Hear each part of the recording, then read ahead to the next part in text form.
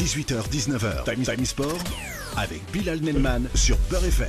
Bonsoir à tous et de retour ce soir pour une nouvelle émission de Time Sport, comme chaque jour de 18h à 19h, ensemble pour parler sport. On vous laisse réagir, on l'oublie pas, sur les réseaux sociaux avec le hashtag Time Sport, mais aussi le standard qui est ouvert au 01 53 48 3000 tout au long de cette émission. Ce soir, nous entamerons l'émission avec la blessure d'un certain Neymar Junior et sa probable absence contre Liverpool en Champions League. Retour sur le derby, le vrai, de demain entre Lyon et l'AS Saint-Etienne.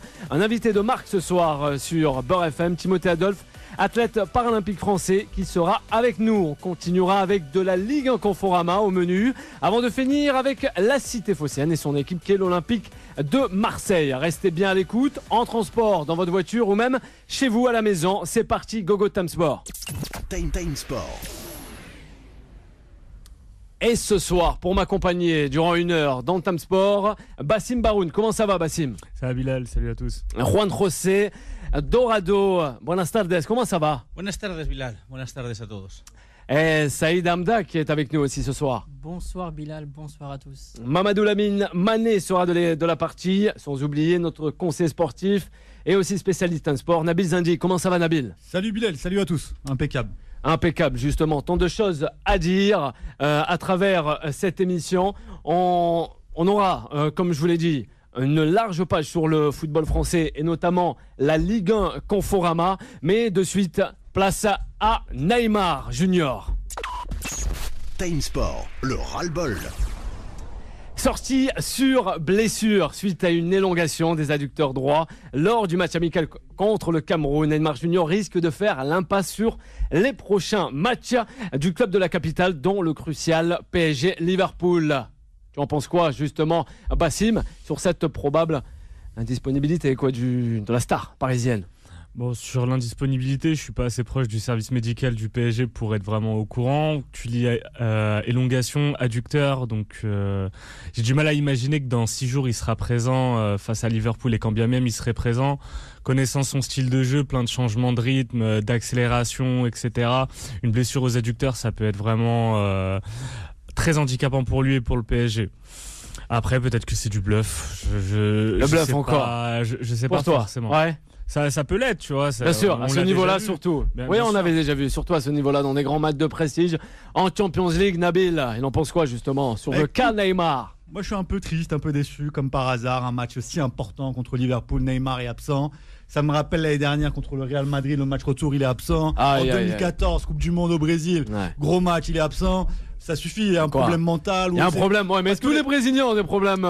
Effectivement, Thiago Silva, on a connu, il a pleuré, etc. Non, c'est des pleurs nicheuses, les Brésiliens. Ça va pas du tout. Non, faut dire les la grands vérité, joueurs. Mario Hénalo n'aurait pas permis de dire ça. Ouais. Concernant les adducteurs, normalement, les adducteurs, c'est 2 à 3 semaines. Donc, il peut pas être présent la semaine prochaine, parce que le match est mercredi contre Liverpool. Après, ce qui me dérange, c'est un match amical. Il joue contre le Cameroun, un match amical. Pourquoi il a joué, tout simplement? Pourquoi? Il n'y avait pas besoin de jouer. Ouais, pas faux. Pas faux. Alors c'est vraiment dommage qu'il ne soit pas là, parce qu'il ne sera pas là certainement. Mais c'est la vraie question, pourquoi a-t-il joué face au Cameroun? Vous savez, Ronaldo a laissé les matchs amicaux avec le Portugal pour se concentrer avec la Juventus et les matchs importants du Portugal. Mais on ne joue pas les matchs amicaux à ce niveau-là, surtout quand on sort d'une blessure. Il y a eu le mondial au milieu, où il est revenu de blessure, mais il n'était pas non plus à 100%. La réalité, elle est là. Et donc, il y a surtout beaucoup de questions qui se posent sur sa vie personnelle à lui, son hygiène de vie. On sait qu'il voyage beaucoup, qu'il sort. Qu'il aime faire la fête aussi. Qu'il aime faire la fête aussi. Comme Verratti, on peut se poser la question, pourquoi lui, il est systématiquement blessé et d'autres grands joueurs ne le sont pas. Toujours des Messi et des Ronaldo qui sont beaucoup plus âgés que lui, ne les sont pratiquement jamais. C'est incroyable, CR7, en tout cas, dans la préparation des matchs. Saïd Hamda. Non, mais Neymar, je pense, c'est un peu le carnaval dans sa tête. Ah ouais. En fait, il se blesse à chaque fois dans les matchs cruciaux. Si tu regardes bien, l'année dernière face au Real, il n'était pas là. Nabil a raison, alors. Non, mais il a raison. Les blessures, ça affecte aussi l'hygiène de vie. Plus tu as une hygiène de vie dégueulasse, plus tu te blesses. On le voyait, Ronaldinho se blessait souvent. Il le disait très bien, Juan. Messi et Ronaldo se blessent presque jamais, ou très rarement. Donc oui, là, moi je suis là dans la tête de Nasser. Je me jette d'une fenêtre. 222 millions contre le Real, il est pas là. contre Liverpool, il est pas là. Là, c'est 222 millions pour jouer contre Guingamp Dijon. T'aurais pu prendre n'importe qui pour jouer ces vieux matchs. Là, franchement, moi, je suis le président du PSG. Neymar, je le prends. Et je le séquestre. C'est pas grave, si j'ai des problèmes avec la justice, ça sera un de plus. Oh, quand même, il va trop fort, Neymar. Bravo, tu peux pas. Neymar, c'est la star. Avant les matchs cruciaux, Neymar, il dort chez moi dans la chambre d'amis, il n'y a pas de problème. Et là, à ce prix-là, tu peux pas lui permettre de. En plus, il aurait dû mettre la pression. C'est la Ligue des talents. La Ligue Conforama. En vérité, le PSG aurait dû mettre la pression sur le Brésil. Ils auraient dû mettre la pression. Comment ça, ils jouent un match amical contre le Cameroun, un match amical contre une équipe où il n'y a rien à jouer, même le Cameroun, sportivement, n'ont rien à jouer, ils sont déjà qualifiés pour la CAN. Donc il y avait vraiment aucun intérêt ni d'un côté ni de l'autre. Donc là, c'est une faute professionnelle du PSG d'avoir laissé le Brésil utiliser Neymar dans un match comme ça. Ça servait à rien. Après, c'est peut-être mental. On ne sait pas encore. On n'a pas plus d'informations. Il a eu 2 blessures dans l'année. C'est pas, on parle pas de Gareth Bale par exemple qui est blessé chaque mois. Là, on parle d'un mec qui a eu 2 blessures. Au Barça, il n'était pas blessé avant les matchs importants. Tu vois, donc je peux pas croire. Est-ce qu'il va manquer au PSG? Est-ce qu'il va manquer au PSG? Bien sûr, surtout vu le rôle qu'il a maintenant avec le PSG. Maintenant, c'est lui le meneur de jeu. Moi non, parce que dans une équipe, tu dois avoir plusieurs leaders. Je pense que Kylian Mbappé a pris sa place. Contre Marseille, tu étais au Vélodrome, milieu. Tu l'as vu?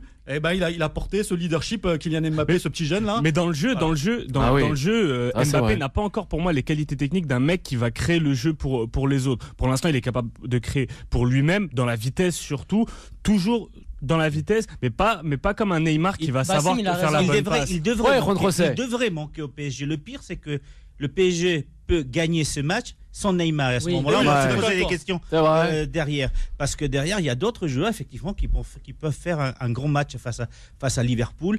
Mais son rôle était d'être là mercredi prochain face à Liverpool et être efficace. J'attends plus d'un Verratti dans ce type de circonstances que d'un Mbappé, parce que Verratti, on dit beaucoup que maintenant que Neymar est meneur de jeu, Verratti a moins d'influence dans le jeu. Si Neymar est pas là, maintenant Verratti assume moi je suis d'accord avec Laurent Blanc. Verratti nous déçoit, il n'a pas progressé, ça fait des années on nous l'a vendu comme un Carlo Ancelotti le disait, Nabil. Il progresse pas, je suis désolé, le Verratti. Je suis d'accord. Il y a des circonstances atténuantes pour Verratti. Il joue pas avec un deuxième 6. On l'a vu avec l'Italie, quand il a un 6 à côté de lui, il défend moins. Il a mis du temps. Avec l'Italie, en tout cas, sur le dernier match qu'on a vu, il avait un 6 à côté de lui. Il avait plus de place pour s'exprimer, jouer son football là. Avec le PSG, il doit beaucoup se concentrer sur les tâches défensives, ce qui peut être aussi le bride dans ses performances. Et tout à l'heure, Bassim soulignait quelque chose de très important. Sur Neymar, à la différence de Mbappé, qui est encore peut-être un peu trop jeune pour le faire, Neymar prend le jeu à son compte. Il décroche et en plus, il emmène les offensives parisiennes. Pas très d'accord, Juan Crosset. Pendant 60 minutes. Oui, mais il s'arrête là. Oui, ça, je suis d'accord. Il commence pas à jouer tout seul. Tout à fait contre nous, avec aucune action défensive. C'est vrai. Il reste tranquille. Il en fait plus chez Mbappé. Il en fait plus la balle parfois. Le ballon, il le touche 3 fois de suite. Il n'en a pas besoin. Il y a du déchet, c'est vrai. Donc il y a beaucoup de problèmes. C'est vrai, mais Mbappé face à un défenseur rapide, Mbappé a du mal à être décisif dans le jeu. Un Neymar, lui, face à Naples, la première mi-temps, c'est un petit récital quand même qui fait Neymar. Après, c'est vrai que sur la durée du match, on l'a pas vu et à un moment, il a tendance peut-être physiquement même. Tu parlais de sa blessure avant le match contre le Real, peut-être qu'il n'est pas totalement remis, que lui-même n'est pas en confiance physiquement, peut-être ça l'a affecté. Peut-être. Le 01 53 48 3000 pour réagir avec nous, chers auditrices, chers auditeurs de Beurre FM. D'accord avec Bassem ou peut-être avec Nabil, on l'écoute. Moi j'ai eu Bassim. Non, j'ai une question moi. Ouais, Bassim, ça va. Concernant Thomas Tuchel, moi j'aimerais savoir à quel moment il va mettre en place une mise au vert. À quel moment? Parce que là c'est crucial. Contre Liverpool, je suis désolé. On connaît Verratti qui a eu des déboires avec la justice, avec ses problèmes d'alcool au volant, etc. Un Rabiot aussi qui veut pas jouer, est-ce qu'il va prolonger ou non? Il y a trop de questions pour un gros match mercredi contre Liverpool. À un moment donné, je pense qu'il est préférable que Thomas Tuchel décide une mise au vert, qu'il ne sorte pas. Attends, ça y est, tu as parlé de séquestration tout à l'heure, donc je pense que on va rester mollo quand même, Bassim. Oui, parce que c'est un gros match. Tu es éliminé Ligue des Champions, t'es premier du championnat avec 10 points d'avance, c'est ridicule. C'est honteux même. Mais le travail n'est pas fait. Mais ça arrive. Ça arrive. Ah non, le PSG, tu ne peux pas. Rarement. C'est déjà arrivé l'année dernière, il ne faut pas que ça arrive. On se voit la face là, Bassim. Non, mais t'es éliminé en phase de poule. Ok, c'est bien sûr, c'est grave, etc. Première avec des points d'avance. Tu peux te retrouver en Europa League. Mais après, pour moins que ça, on a viré Unai Emery. Il n'a pas renouvelé Unai Emery. Et on est d'accord, point de procès. Je suis d'accord, mais après, je pense que Tuchel essaye de mettre quelque chose en place dans le jeu. On le voit. Pour moi, c'est un process qui demande du temps. En plus, il part de très loin. Il part de ce qu'a fait Laurent Blanc au départ, avec des mauvaises habitudes chez les joueurs. Après, des joueurs un peu en rébellion face à Emery quand il a voulu instaurer de nouvelles choses.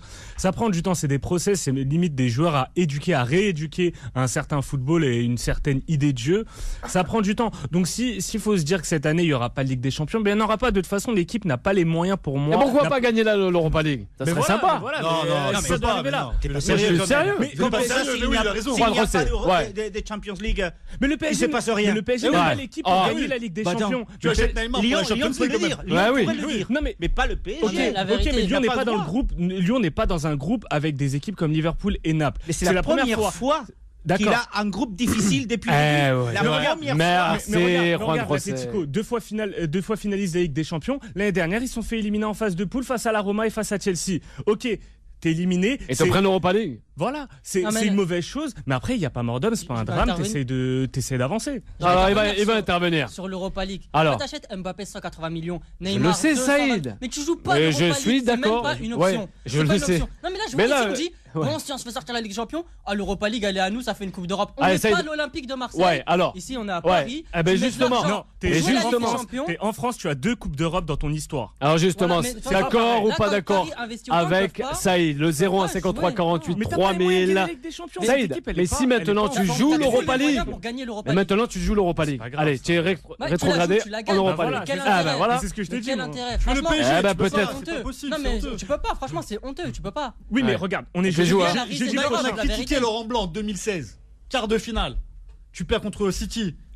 Oui, mais il fait un Donc, ça veut dire 3-5-2. quoi, là? Il fait un Non, 3-5-2 non. bizarre avec Orient Non, en défense les amis. centrale. C'est normal qu'il ait été critiqué. Mais Mais regarde, il te dit, l'équipe, qu'il a été viré pour moins que ça. l'équipe. Je suis désolé, mais si Tuchel, il se fait éliminer, il le sait très bien quand il arrive. Mais tu es le PSG, Ok. il y a une notoriété. Tu vires Tu n'as Tuchel. pas le temps, les résultats sont importants. Mais tu vires Tuchel, tu fais quoi? Tu prends qui? Tu prends qui? On retourne à la case départ encore? Tu vires encore un autre entraîneur et tu continues en espérant qu'avoir des C'est les grands millions. clubs. Non, On c'est a pas les vu grands avec le clubs. Real Madrid. Oui. Eh oui. On l'a vu avec Quand le Real Madrid. On l'a vu quand avec Bah, le Real c'est- Madrid? On l'a vu avec un mec qui n'avait jamais entraîné une équipe des premières Benitez, divisions. Il s'appelle Benitez, Zinedine Zidane. excuse-moi, mais qui arrive Benitez, en 6 janvier, qui n'a Ouais, jamais Juan entraîné José. une équipe de première division et qui t'amène en finale. Mais Benitez, Ah, ouais. Benitez, il se fait virer, il coach une équipe qui a remporté la Ligue des Champions. Tuchel, il coach une équipe qui n'a pas encore passé les quarts de finale de la Ligue des Champions. Ouais, pas Donc faux. je suis désolé, c'est faux. Et Bah, si, d'accord avec lui, moi. Il a les moyens, il a Pour les ce plan-là. joueurs pour ça. Non, il n'a pas, bien sûr, il a il a pas- pas le temps, il a les joueurs, mais il n'a pas le 6 ans. il n'a pas le qui est- collectif. Il n'a pas le collectif pour gagner avec des n'a pas champions. le collectif. Quand T'as on pas a de 6, t'as pas de 6, Neymar t'as pas de latéraux. T'as pas de 6, t'as pas de Mbappé, latéraux. Les équipes qui gagnent la Ligue des Champions, elles n'ont pas un effectif parfait. Tu ramènes Ils sont Di pas Maria, au top tu à tous les ramènes postes. Toutes les équipes. Verratti, historiquement, Grasler à un moment donné, je qui suis était désolé. l'un des meilleurs attaquants, Mais- en ligne des promesses pour la pointe de l'attaque avec Aussi. Grasler. Et en fin de compte, il joue pas si bien que ça à Paris.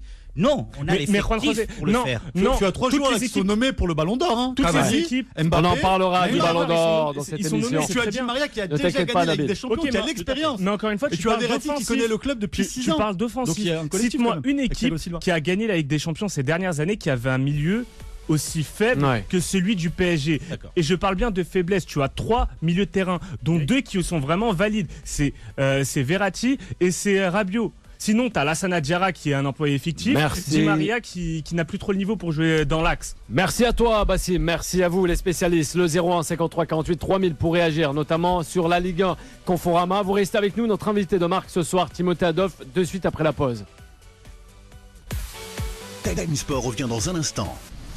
Beurre FM, 18h, 19h, Time Sport avec Bilal Nedman. Et de retour dans la joie et la bonne humeur dans Time Sport, 18h, 19h, avec vos spécialistes pour m'accompagner durant cette heure. On a Bassim Baroun, je le rappelle, Juan José Dorado, Saïd Hamda, Mamadou Lamine Mané, que nous cherchons tant dans ce studio, sans oublier Nabil Zindik. Après avoir parlé d'un certain Neymar, on reçoit notre invité ce soir. Time Sport.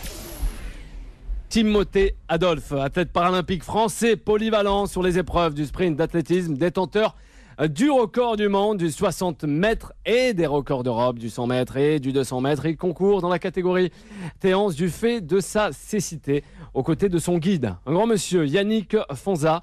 Bonsoir Timothée, comment allez-vous ? Bonsoir, ça va, merci. Et merci d'avoir accepté notre invitation. Justement, on va commencer avec cette première question sur les évolutions des épreuves paralympiques. Pour vous, aujourd'hui, est-ce que l'on peut dire qu'elles se portent bien à l'approche de Paris 2024 ?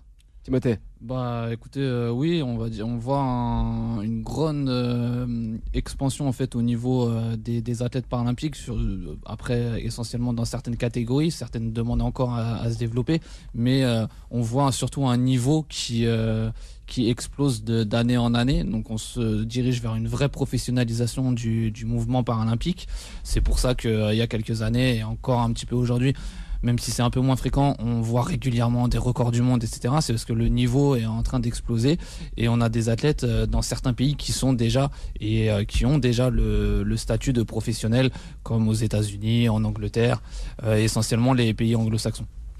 La France met le paquet pour faire évoluer justement les épreuves, certaines catégories. À l'INSEP aussi, par exemple, Paris. Est-ce qu'on est là avec vous ? Tout à fait, il y a des choses qui se mettent en place où par rapport aux Jeux de Paris 2024, on n'a pas du tout dans l'idée que les Jeux paralympiques soient des enfants pauvres des Jeux. Donc là-dessus, on voit qu'il y a une vraie solidarité au niveau du mouvement. C'est des JOP, Jeux olympiques et paralympiques. Ouais. Et il y en a pas, c'est pas dissociable en fait. C'est les Jeux. Point barre. Ouais, point barre. Et c'est bien dit ça. Timothée, Juan Trocé, réaction pour notre invité de ce soir. Réaction, plutôt une question, parce que je me pose la question depuis les Jeux Olympiques de 1992 à Barcelone. Ouais. Vous parliez justement de cette solidarité avec les sports paralympiques, mais est-ce qu'elle touche aussi les athlètes ? C'est-à-dire, est-ce qu'on vous donne plus des moyens à l'approche de 2024, plus des moyens pour pouvoir justement préparer ces Jeux ? C'est-à-dire, est-ce qu'on vous donne plus de subventions, plus d'aide pour que vous peut-être laissiez de travailler 8 heures par jour pour pouvoir vous entraîner mieux ? Parce que souvent, on a eu par le passé cette sensation que oui, on met des structures, de l'argent à la fédération, mais les athlètes, ceux qui vont être sur la piste, ne touchent pas cet argent et ont toujours du mal à se préparer. Un peu oublié. Alors c'est vrai que ça a été le cas, et ça a été dans le cas et pas que au niveau du mouvement paralympique, ça a concerné plusieurs fédérations. Maintenant, oui, on voit qu'il y a des choses qui se mettent en place. On a vu il y a quelques semaines une mobilisation vraiment forte du mouvement sportif, parce qu'on a vu qu'il y a pas mal de choses qui ont été supprimées au niveau du budget du sport, etc. Maintenant, il y a des choses qui arrivent, qui se mettent en place. On est à 6 ans, donc faut pas trop tarder non plus. Et c'est pas à 2 ans des Jeux qu'il faudra se réveiller. Donc voilà, il y a des choses qui se mettent en place au niveau budgétaire. Maintenant, nous athlètes, pour le moment, au jour d'aujourd'hui, on n'a pas vu l'évolution. Ça devrait arriver essentiellement dans quelques mois. Mais il y a les athlètes, mais il y a aussi les entraîneurs. Parce que les entraîneurs, c'est aussi bien souvent soit des entraîneurs fédéraux qui ont pas forcément une gratification ou un salaire de la fédération, soit ils sont pris en charge par leur propre athlète, soit ils sont totalement bénévoles. Donc faut penser en fait à l'ensemble du mouvement, parce que sans entraîneur, les athlètes ils avancent aussi beaucoup moins vite. Saïd. Ouais, je voulais évoquer avec toi les infrastructures, notamment les clubs de sport qui ne sont pas tous adaptés au sport paralympique, etc., pour les handicapés. Et est-ce que ça a évolué ? Toi, tu en as fait la meilleure expérience quand tu étais plus jeune, il y a 15 ans, où il y a certains clubs qui n'ont pas pu t'accueillir à cause de manque de moyens. Est-ce que ça a évolué et comment ça évolue ?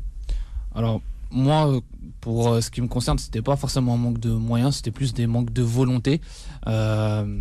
Pour accueillir un déficient visuel, il n'y a pas forcément de moyens à mettre en place, à part des moyens humains, j'ai envie de dire, parce qu'il faut éventuellement un guide, il faut adapter certaines séances, c'est de la volonté plus qu'autre chose. J'ai eu la chance de trouver ça à Guyancourt dans les Yvelines. J'ai pas eu de chance quand j'ai voulu m'adresser à d'autres clubs par la suite. J'ai pu reprendre l'athlé au PUC, donc c'est vraiment de la volonté. Maintenant, au niveau des infrastructures sportives, des gymnases et tout, c'est vrai que ça manque encore de rampes pour les fauteuils, de pas mal de choses. Maintenant, c'est en pleine réflexion. Il y a une loi qui est là depuis 2005 qui est malheureusement pas vraiment suivie. Et je pense qu'à l'aube de 2024, il va falloir qu'on se réveille et qu'on accélère là-dessus, parce que c'est une vraie nécessité, parce qu'il faut accueillir des jeunes et des moins jeunes, des sportifs simplement qui veulent faire du sport, qu'ils soient en situation de handicap ou pas. Aujourd'hui, si les institutions du sport nous écoutent ce soir, qu'est-ce que vous pouvez leur dire, honnêtement, Timothée? Parce que c'est vrai, on a des projets de bien faire ces Jeux Olympiques. Point barre, je ne m'adresse pas pour le Paralympique, mais les Jeux Olympiques en France, à Paris.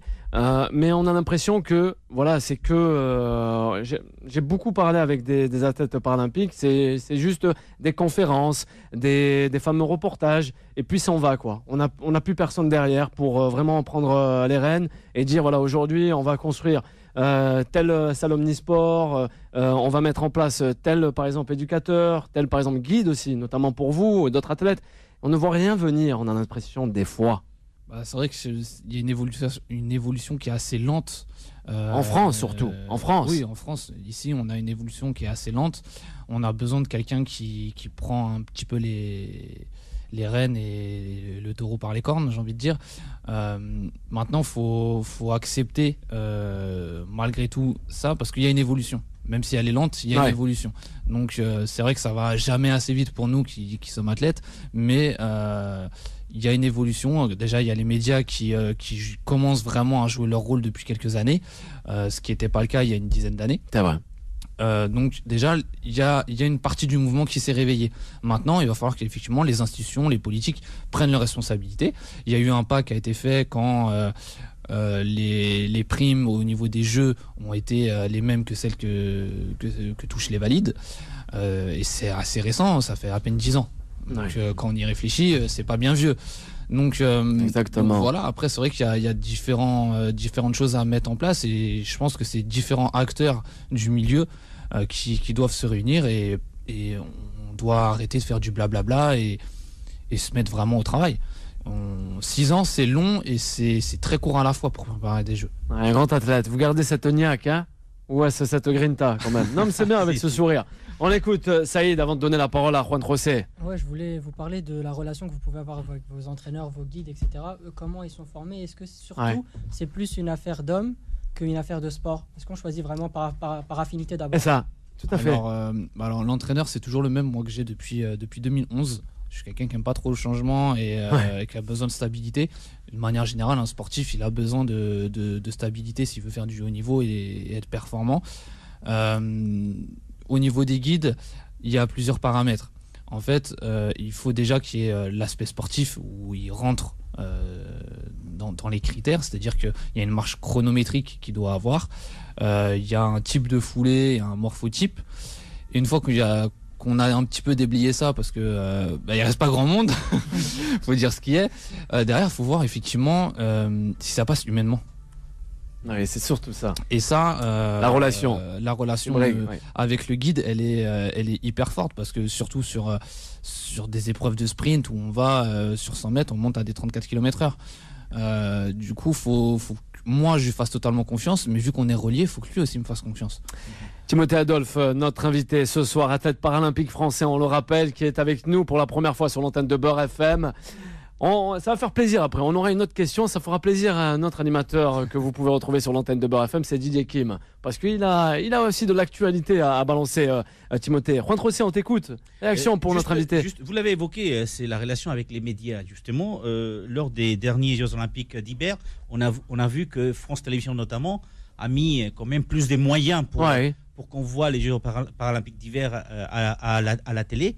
Mais entre deux Jeux olympiques, on voit pratiquement jamais du sport paralympique ou un e-sport à la télé notamment. Alors quel est votre regard justement sur les médias et le traitement qui est fait par le média justement du sport paralympique? Ce que je disais, il y a des médias qui jouent le rôle et qui jouent le jeu, je veux dire. Notamment France Télévisions qui s'active vraiment beaucoup depuis les Jeux de Londres, encore plus à Sochi. Ils ont à chaque Olympiade, effectivement, ils ont joué le jeu et ils ont vu que c'était payant, parce que si on prend le ratio, par exemple pour les Jeux de Rio, les valides 700 heures de direct, 40 millions de téléspectateurs. Pour les Jeux paralympiques, donc 100 heures, donc 7 fois moins, mais 13,9. Donc en termes de ratio, il n'y a que 3 fois moins de téléspectateurs. Donc c'est que ça intéresse le public. Donc on est à une période où on se rend compte que finalement, le paralympisme, ça intéresse le public, il va peut-être falloir qu'on en montre. Donc, les championnats du monde d'athlètes, je crois qu'il y a la natation aussi qui ont été médiatisés. C'est les sports vitrines aussi, on va pas se le cacher, c'est les sports rois un petit peu des Jeux, surtout l'athlète. Et c'est ce qui fait qu'on a la chance, nous, de bénéficier un petit peu de plus de médiatisation que les autres, parce que c'est vrai que des disciplines comme le goalball, comme le cécifoot et d'autres souffrent un petit peu de ce manque de médiatisation. C'est un ensemble. Il n'y a pas de raison qu'il n'y ait que France Télévisions qui le fasse en termes de télé ou là ce soir c'est Beurre FM. C'est ça. Il y a peu de radios qui invitent encore des sportifs paralympiques et qui leur donnent la parole. Maintenant, il faut qu'on fasse notre place, il faut qu'on prouve qu'on a des choses à dire, qu'on est aussi performant que les autres. Il faut que les gens commencent à comprendre que effectivement ce qu'on fait, on peut pas le comparer à un valide. Quand moi je fais 11,09 avec mon guide, on peut pas comparer ça avec ce que fait Youssef. Parce que 9,58 tout seul et 11,09 à 2, c'est pas la même chose. C'est comme si tu compares quelqu'un qui court, qui est sur un vélo et un autre qui est avec une trottinette à côté. C'est pas comparable. Pas comparable. En tout cas, vous aurez toujours le temps de venir prendre la parole sur l'antenne de Beurre FM. Ça, soyez-en sûrs. Timothée, un petit clin d'œil aussi à Cœur Handisport que nous connaissons très très bien dans cette émission qui est Time Sport, le 01 53 48 3000 pour réagir, chers auditrices, chers auditeurs. Voilà, on a retrouvé Mamadou Lamine Mané. Mais avant cela, un petit clin d'œil, comme je le disais à Didier Kim. Mais pourquoi, Saïd? Parce qu'on a une annonce à faire avec notre invité ce soir. Il y a un lien. Il est dans le même business que toi, je crois. Je crois que notre invité, il est dans le game un peu depuis les 15 ans, 13 ans, 15 ans, c'est ce qu'il nous a dit. Il fait de la musique aussi, donc il va sortir son album en février. Est-ce que tu peux nous en dire plus? En fait, c'est un album qui tardait à sortir. J'ai énormément enregistré depuis 2013. J'ai en gros une 60aine de sons, voire 70. Oui, quand même. Donc, à peu près de Joule. On a trouvé le nouveau record. Ouais, mais non, lui il fait ça tout en. Il va falloir l'amener pour Kim. Une année. Moi, c'est en 5 ans. Et du coup, comme beaucoup d'artistes, je laisse accumuler les morceaux. Et vu que je suis en indé, en autoprod, c'est vrai que dès qu'il s'agit d'administratif, c'est un petit peu plus. Comment dire, c'est un peu moins sympathique à faire plutôt. Et du coup, c'est vrai qu'avec toute la préparation et tout, je manquais de temps pour m'en occuper. Et cet été, je me suis dit, bon là, en tout cas, là, il y en a trop, faut que ça sorte. Mais en tout cas, ça va sortir. Un grand merci à Timothée Adolphe, notre athlète paralympique français. On reste ensemble jusqu'à 19h. Et on n'oublie pas le hashtag TimeSport. A de suite. Time Sport revient dans un instant. Beurre FM, 18h, 19h. Time Sport avec Bilal Nedman. Et de retour sur l'antenne de Beurre FM, toujours en live jusqu'à 19h avec vos spécialistes, je le rappelle, Juan José Dorado, Saïd Hamda, Bassim Baroun, Mamadou Lamine Mané et Nabil Zindik. On a reçu, je le rappelle, notre invité de marque ce soir, Timothée Adolphe, grand athlète paralympique.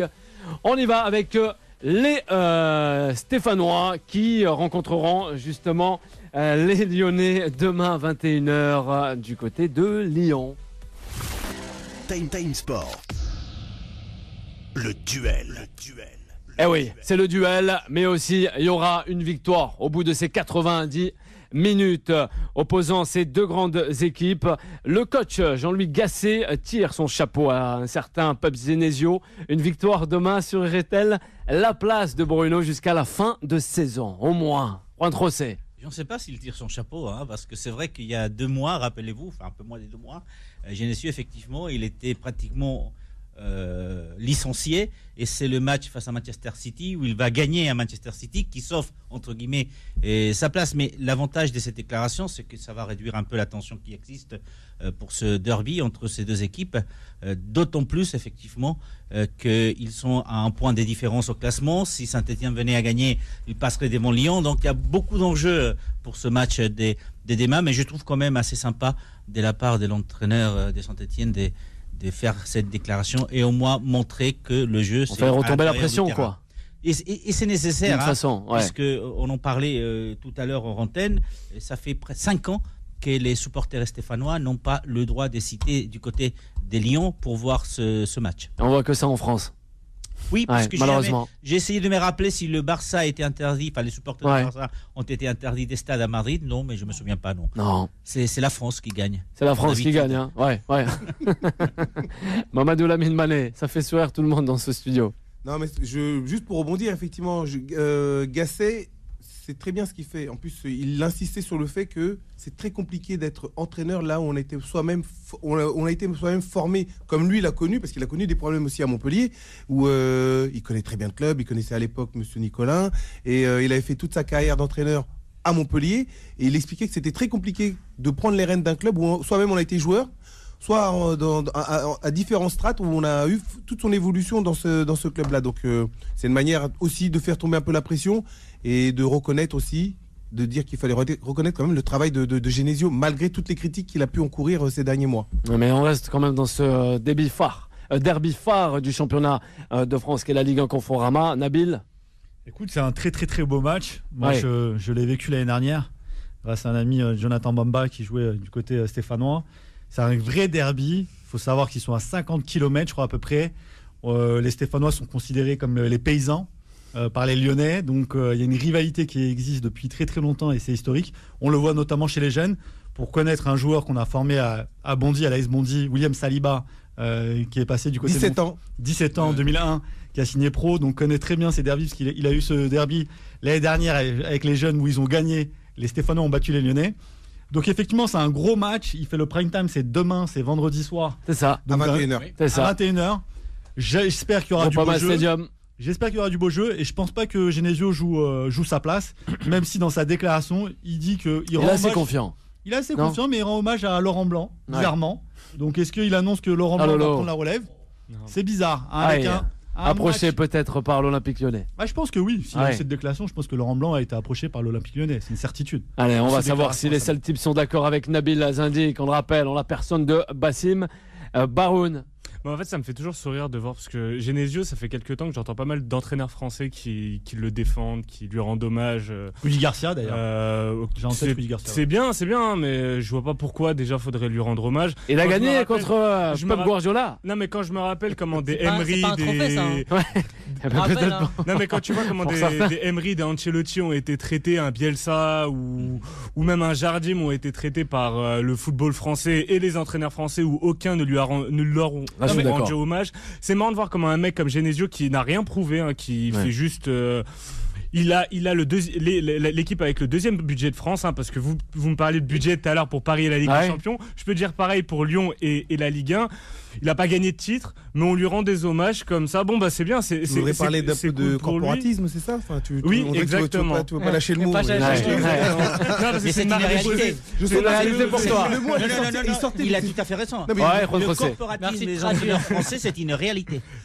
C'est très rare que des entraîneurs étrangers soient remerciés comme ça par les autres entraîneurs français. Alors là, on a vu récemment Ricardo sur le banc du Yacine Bourali. Il a tout à fait raison. Les corporatismes je vais aller plus loin et je vais laisser la parole. Ricardo sur le banc de Bordeaux, quelqu'un qui a la carte à qui on va demander effectivement de montrer patte blanche parce qu'il n'a pas les diplômes et autres, alors qu'il a entraîné au Brésil et autres. Alors qu'il a entraîné Bordeaux déjà. Il a entraîné Bordeaux et qu'on lui permette de mettre des jalons. Et quelle carrière il a eu en France aussi, Ricardo.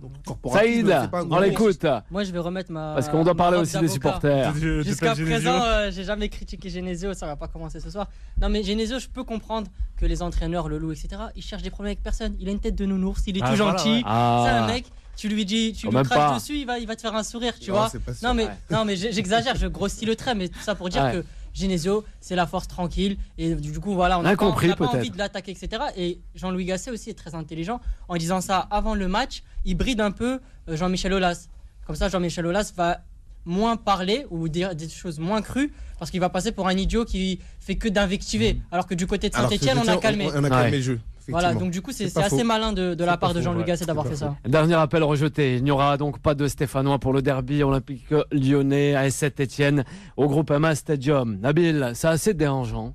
Il y a que tous les Européens nous regardent et se demandent mais pourquoi ? Comment ça se fait sur un superbe match tel que l'Olympique de Marseille qui reçoit le Paris Saint-Germain, jamais de supporters et vice-versa. Là aussi, sur le derby phare du championnat, je tiens à le rappeler, le vrai derby de ce championnat qui est la Ligue 1 Conforama en France, on n'a plus personne.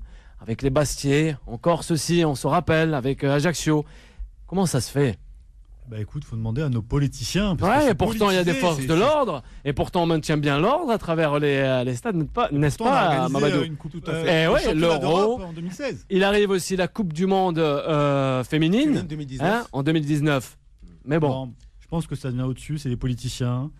C'est assez complexe, comme je te dis, c'est un vrai derby. Il y a une vraie rivalité entre ces deux clubs historiques. Ouais. Donc, on veut calmer les choses, avec les problèmes sociétals qu'on connaît aujourd'hui, etc. Il faut mieux peut-être ne pas que les supporters stéphanois puissent se déplacer à Lyon. Mais c'est vrai que je trouve ça ridicule quand même, parce que ça fait plusieurs années, depuis 2013, on n'a pas trouvé de solution. La seule solution qu'on trouve, c'est de dire non, interdiction toujours. Aux supporters de se déplacer. C'est trop facile, quoi. On arrive à faire déplacer, je crois, dommage, à peu près 15 000 personnes du côté de la Bundesliga, sans un moindre problème. Ouais, Juan José. Tu parles des politiciens, mais le problème est beaucoup plus profond et beaucoup plus grave. Pourquoi Pour toi on est obligé de fermer des stades en France et jouer à guichet fermé? Pourquoi il y a des gradins fermés? Pourquoi on interdit? En fait, je crois qu'il y a un problème aussi au niveau des supporters français. Mais moi, j'ai une réponse. Vas-y, j'ai une réponse à ta question. Le problème est beaucoup plus profond qu'un problème des politiciens. Je pense qu'il y a un problème du respect des supporters. Des supporters. Donc beaucoup plus profond que juste la sécurité ou les politiciens. Une émission entièrement dédiée à ça, admettons, pour les vacances de fin d'année, ça serait pas mal sur l'antenne de Beurre FM. On y reviendra. Oui, Mamadou. Le procès vient de soulever quelque chose dont on a déjà parlé Fort ici. intéressant. On en a déjà parlé ici. On a souvent dit qu'effectivement qu'on n'avait pas une culture sportive en France. Mais quand on dit qu'on n'a pas de culture sportive, ça englobe plein de choses. Ça englobe la gestion qu'on a dans un club qui est une institution, la gestion qu'on peut avoir et les relations qu'on peut avoir avec ses supporters. Je pense qu'il faudrait pas. Il y a beaucoup d'exemples. On parle des Allemands, on parle des Espagnols, on parle des Anglais qui eux ont fait un travail formidable. Alors ils l'ont fait à coup de livres sterling, ils ont augmenté le prix, mais ils ont pris à bras le corps le problème. Et aujourd'hui, une solution. Oui, j'espère pas qu'on suivra ce chemin. Il y a plusieurs manières. Que la classe bourgeoise du théâtre au stade. Je veux mettre en perspective le football européen, la gestion des supporters. Alors certains le font avec de l'argent, mais ailleurs on le fait autrement. Nous aussi on a cette technique, mais sur le carburant et tout, on n'est pas obligé de suivre le modèle anglais. Ce que je veux juste te dire, c'est que la France reste un point noir en Europe où effectivement on n'arrive pas à gérer les supporters et c'est pas normal. Et justement, réaction avec le hashtag TimeSport, c'est Salim. La situation elle reste très tendue. Le derby demande un grand dispositif policier, etc. Avec ce qui se passe, période urgence, gilets jaunes, on peut rien y faire, messieurs de TimeSport. Rapide. Avant la dernière partie de cette émission, Saïd. De mentalité en France. On le revoit lors de la dernière finale de Coupe européenne. Quand Marseille était en finale à Lyon, on avait la fameuse chanson qui était très drôle, Jean-Michel Aulas, on va tout casser chez toi. C'est vraiment un problème structurel et aussi, il faut le souligner, c'est que les joueurs sur le terrain font monter déjà en taclant très viruleusement leur adversaire, etc. Donc il y a déjà une animosité sur le terrain et à la moindre occasion de chambrer, ils chambrent. Donc déjà aussi ça énerve le public. Donc on peut utiliser l'argent, on peut utiliser un arsenal répressif, un arsenal législatif. Il y a plein de moyens. Mais la solution, et là je pense que l'Espagne l'a trouvé, c'est qu'à un moment donné, ils ont fait venir dans les stades les familles. Il y a des familles dans les stades. Merci. Vous allez dans un stade espagnol, vous voyez des jeunes des 5 ans avec leurs parents, maman, papa, la soeur, le frère. J'ai vu ça à Strasbourg. Moi. Donner le foot aux familles. Faites venir les familles au stade. Et c'est bien dit, Juan José. Après Lyon, allez, on fait voyager un peu les auditrices, les éditeurs de Beurre FM, le 0153 48 3000 pour réagir avec vos spécialistes. Direction le sud de la France. TimeSport, le mode pressing. Et on s'adresse à tous les Marseillais, les aficionados, les socios, les supporters des deux virages, le nord, le sud, ça fait vibrer, n'est-ce pas, Mamadou? Oui. L'OM de retour aux affaires courantes, il n'y a rien que la Ligue 1 pour Marseille. Mais écoute, on avait oublié dans tout ce marasme, dans toutes ces affaires Wikileaks et autres, on avait oublié l'Olympique de Marseille. On les a pas entendus. Bravo l'OM. Eh oui, magnifique. Qui apprend les traites de voleurs, c'est Marseillais. Pas non moi, tu sais bien, les supporters. Aïe, même le club. Non, mais juste pour dire qu'effectivement, l'Olympique de Marseille, j'ai l'impression qu'on c'est un peu un voile. Il passe une saison, on n'arrive pas vraiment à saisir cette équipe. Qui alterne le bon, le moins bon, et quand même c'est bon, je pense qu'on en fait un peu trop sur le bon, et j'arrive pas à sentir l'Olympique de Marseille. C'est très marseillais ça. Non, c'est très marseillais. L'exagération, c'est bizarre. Je n'arrive pas à saisir l'Olympique de Marseille cette année. Autant l'année dernière, y aller à coup de forceps, à coup de dynamique et autres. Mais il y avait une entité, il y avait quelque chose. Cette année, je n'arrive pas à saisir les Olympiques de Marseille. Donc, on attend le lion de l'Atlas qui est Mehdi Benassia du côté de la Canebière. J'espère. C'est ça. Aïe, ça fera jalouser Saïd. Bah si, moi aussi. J'espère que l'Olympique de Marseille va partir sur une deuxième partie de saison où on va vraiment voir son visage. Parce que jusqu'à présent, pour moi, ça irise, Saïd. L'année dernière, c'était ça, puisque le début de la saison dernière, Marseille était très mal en point. Et ils sont arrivés quand même à une finale. Il faut se rappeler quand même que c'est un nouveau projet. Donc il faut se donner du temps. Depuis le début, on dit que Marseille a besoin des 3-4 ans pour construire ce projet. L'année dernière, on était tous emballés parce qu'effectivement, ils sont arrivés en finale quand on les attendait pas. Mais de toute façon, soyons objectifs. Aujourd'hui, ils sont 6e. Ils sont pas non plus perdus dans le fond du championnat. Donc, ils vont pouvoir certainement revenir, même s'ils se sont plantés au niveau du recrutement cette année et qu'il leur manque des attaquants, etc. Tu parles d'un projet. Parlons sur le terrain. Ton projet de jeu, il est où ? Tu as prolongé Garcia. Donc, c'est surtout la grosse nouvelle qu'on a un peu oubliée parce qu'il n'y a pas eu de Football League là-dessus. Mais quand même, t'as prolongé Garcia, un mec qui, depuis son arrivée à l'OM, ne t'a rien proposé dans le jeu. Donc, tu veux bâtir quoi ? Ton but, ça a été le Champion Project. Après, ça a été d'acheter des joueurs très chers comme Payet et limite les surpayer. T'as parlé d'un grand attaquant, on l'a jamais vu. Maintenant, j'ai entendu Garcia l'autre fois chez une radio. Il expliquait que Thauvin, c'était son grand attaquant. On a entendu ça. C'est bien de prendre les gens pour des cons, c'est bien, c'est pas grave. Mais en attendant, le projet, moi, je le vois pas. Et tu parlais de. Pas beaucoup de monde le voit. On n'entend pas l'OM. Moi, je trouve que ce club est en train de couler vers un silence et un désintérêt qui me fait un peu. Ça fait mal au cœur. Nabil. Assourdissant pour moi. Oui, ça fait peur aussi à Mamadou. Concernant l'Olympique de Marseille. Concernant Marseille, c'est une équipe qui joue souvent la coupe. Ils font des exploits en coupe. Dans leur histoire, vous la Coupe de France, Ligue des Champions, l'UEFA, etc. Mais aujourd'hui, 30 ans, la Coupe de France. L'année dernière, ils n'ont pas gagné une Coupe de France. Ça fait 30 ans. Mais ils l'ont pas gagné, mais ils étaient en finale. Il n'y a pas très longtemps. Donc c'est une équipe qui joue souvent la coupe. C'était 2003. On l'oublie pas, c'est les Marseillais qui ont été le plus en finale de phase finale de Coupe européenne. Il faut pas l'oublier, c'est vrai. Mais c'est vrai. Mais c'est vrai, c'est une réalité, ça y est. Sur le palmarès, c'est marqué le club qui a fait le plus de finales européennes. Mais perdu, mais Marseille, c'est déjà ça. Ça fait briller.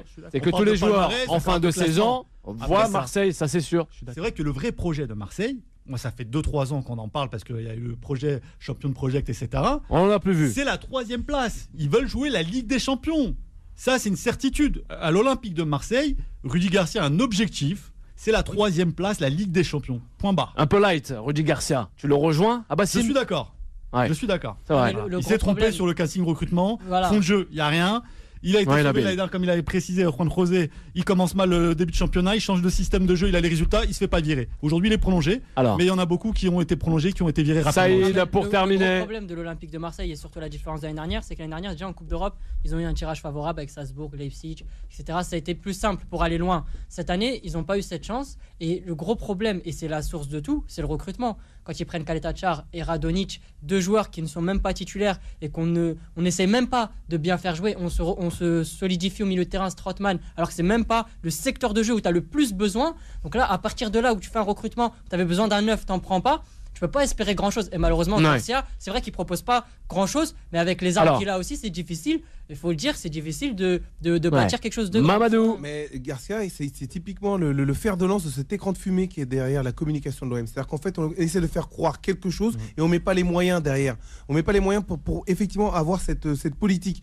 On parle de grands attaquants, on n'en achètera pas, donc on en parle, on fait un teaser pendant 1 mois, 2 mois, 3 mois, et on sait très bien qu'au bout du 4e mois, on va pas l'acheter. Et Garcia, c'est exactement ça. Il est toujours effectivement en train de grossir les choses pour les ramener à une réalité qui est beaucoup plus prosaïque, beaucoup plus vulgaire que ce sur quoi il veut communiquer. Merci Mamad. On termine avec toi, Juan José, concernant l'Olympique de Marseille. Juste rappeler que même nous, les journalistes, parfois, on a la mémoire courte.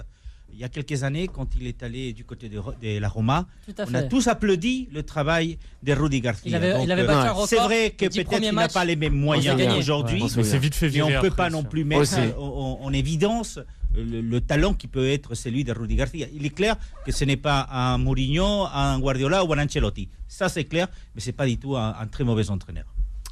Un grand merci à tous les spécialistes de m'avoir accompagné durant cette heure qui est Time Sport, 18h, 19h. On se donne rendez-vous encore demain pour aborder les rencontres du week-end à travers l'Europe, mais aussi à travers la Ligue des Talents, la Ligue 1 Conforama qui sera au rendez-vous. On reviendra, je vous le promets, sur ce match, le derby dans la région Rhône-Alpes entre l'Olympique lyonnais qui reçoit du côté du Groupama Stadium l'AS Saint-Étienne. Un grand merci à notre invité ce soir, Timothée Adolphe, on le rappelle, athlète paralympique français qui nous a fait l'honneur de nous avoir accompagnés durant cette émission, mais aussi à vous, messieurs, Bassim Baroun, Juan José Dorado, Saïd Hamda, Mamadou Lamine Mané, Nabil Zindik, et j'oublie pas mon réalisateur, Florian Bizet, sans oublier aussi le community manager, Vanik, François, le coordinateur de cette émission qui est Jouba Wishen, et nos graphistes, Candice et la ravissante Sokaina. Bye bye, à demain. Retrouvez Time Sport tous les jours de 18h à 19h et en podcast sur beurrefm.net et l'appli Beurre FM.